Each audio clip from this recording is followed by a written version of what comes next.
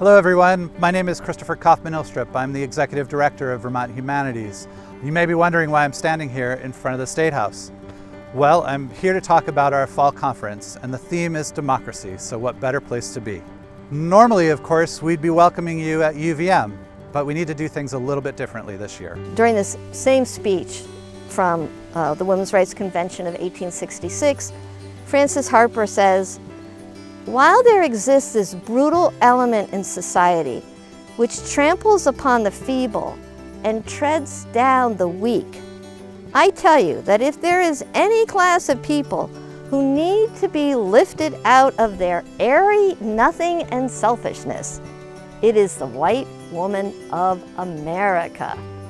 Wow, sounds a little maybe like white fragility or some of these other terms around that are being used, or there's this other phenomenon. People are talking about Karens all the time now, about white women who use the law more for their own benefit and don't think about how the law disproportionately affects black and brown men. So some of those same arguments were being used over 100 years ago. In today's current environment, I can completely disagree with somebody over politics 1,000 miles away, and we can argue till the day is long and nobody cares because we may not ever see them again, or their family, we don't care about each other. Whereas within our community, we're all interrelated. I'm related to Sherry, I'm related to JT, I'm related to Vera. We're all connected, even though we're part of different bands. We all have similar relations going back. So the cultural differences, it's the difference between we and me. In our community, we try to do what's best for us. It's the we. In the dominant society right now, particularly in the hotbed political world we're in, it's about me and mine and what I can get for us, not for everybody. So to me, that's where the definition of consensus comes in. It's the family-based agreement versus who's right or wrong. I want people to have some positive images about how democracy and government can work. So I chose the framework of knitting circles because it's a place where people gather. Of course, when I came up with the idea, we were going to gather in person to talk about things. It's a comfortable social place that you can talk to people you don't know because you're all working on something that you have in common. And I came up with the idea of creating a state capitol, a sculpture of a state capitol building, because that's a place where our representatives make laws, and it's pretty close to the citizens, the people, compared to Congress, which is really further away. The most important thing about a state capitol is that it symbolizes the architecture of ancient Greece and Rome, the birthplace of democracy. But the other thing to remember as we go through the State House now is that Renaissance, florid look, the grandeur of it all. Think about mid-19th century Vermont.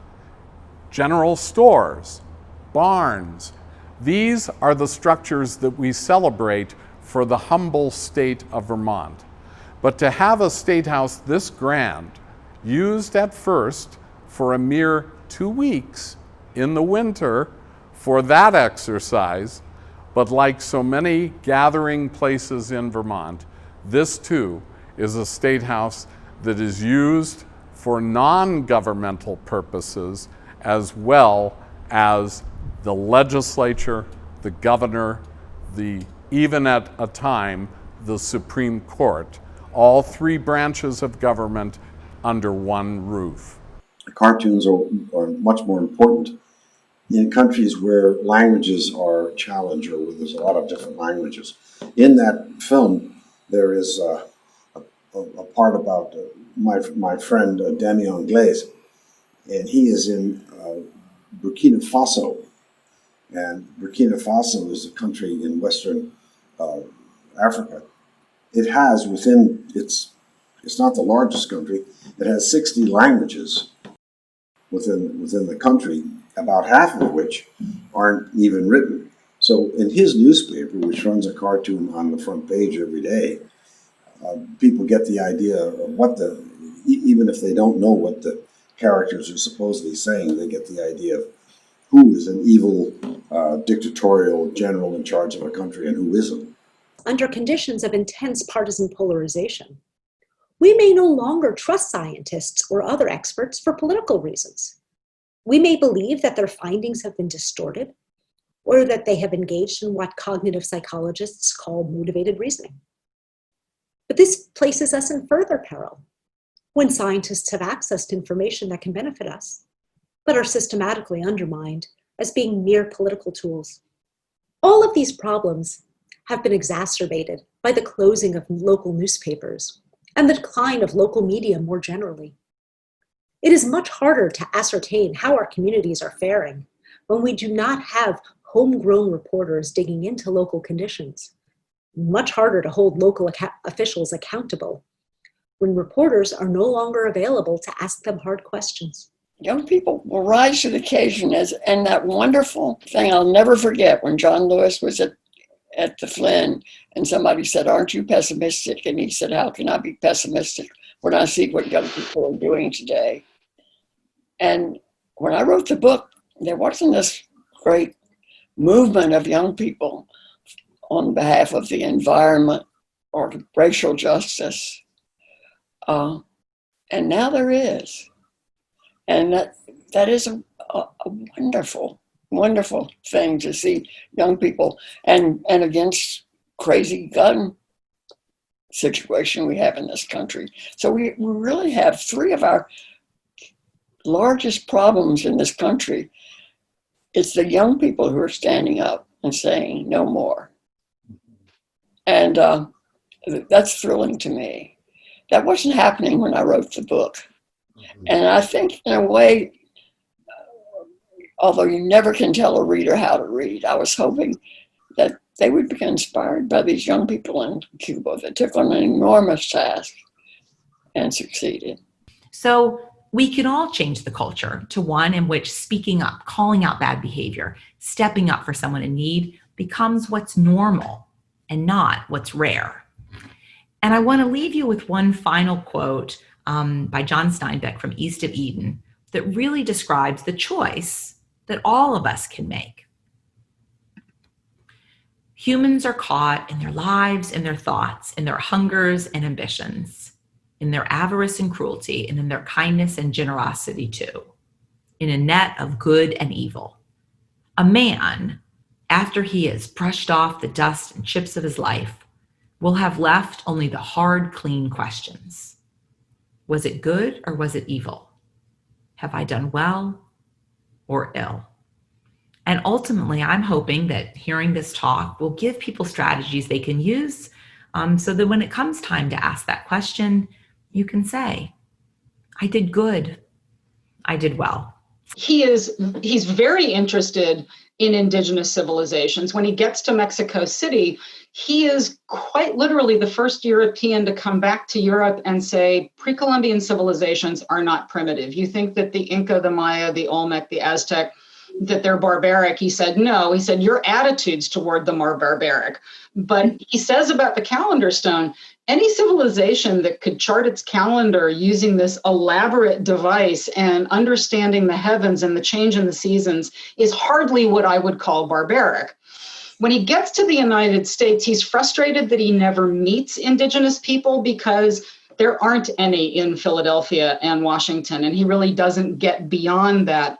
We will not duck, we will not hide, we will hold the line.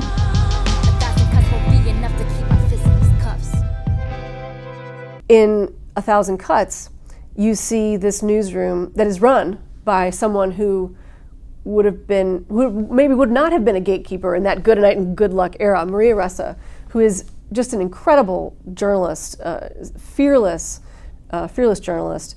She's at the center of this movie. And you also see, so that's the good side of the way that media has changed, and there are fewer gatekeepers. There are organizations that are succeeding not because they're made up of white men, but because there's a lot of different diverse voices. There's more opportunity for people with diverse voices to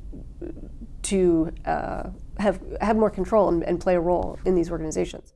I learned what I learned about what was happening by reading the paper, just like a reader. So I often viewed myself as kind of a stand-in for the reader. So the reader reads the news, and then the reader says, what do I think about it? And I would read the news, I would read the stories about the committee hearings or whatever, and I would say, what do I think about it? And then I would go through my thought process, and I had a point of view, and I had to share that point of view and share how I had come to that point of view. And tensions were so high that in my mind, I wanted to do what I could not to inflame the tensions, and to just provide a reasonable voice to show why civil unions made sense. Like so many people my age at that time in the South, when we were growing up, especially if you're in a city like Birmingham, things seemed a lot better and a lot more equal. And the message of we're all living Martin Luther King's dream was really strong, and meant that like activism wasn't for me and my friends at least, wasn't a paramount issue in our eyes. We had kind of felt like our parents and our grandparents had won the war. Of course, now we were seeing that we were very naive at that time. And so this project, Say Their Names, kind of is my full embracing of activism through art. Now here's the thing, partisan journalism, totally skewed views of events, is kind of an American tradition. We had kind of gone through a period of 70 or 80 years when it wasn't the case, but it came back again. It came back in the Nixon era when cable news started opinionating. And that's why Spiro Agnew was sent out to say that this is unacceptable. It's been thus ever since. And what we think is immediate, frighteningly immediate, I think felt that way in the George Washington era when newspapers were published twice a week. And people said, and I'm imagining, a newspaper twice every week? This is immediate. This is unbelievably immediate. How can we deal with this onslaught, this bombardment of information? We can't even imagine what presidential communications are going to be like in 20 years. Those of us who get to see it. Maybe you remember this. It won't be Twitter. It won't be Instagram. It'll be something that we can't even imagine. Maybe we'll be speaking to our fingernails or our eyeglasses. But again, we've been through this before, and maybe it's more in our faces now, but it's not new in American discourse or American history.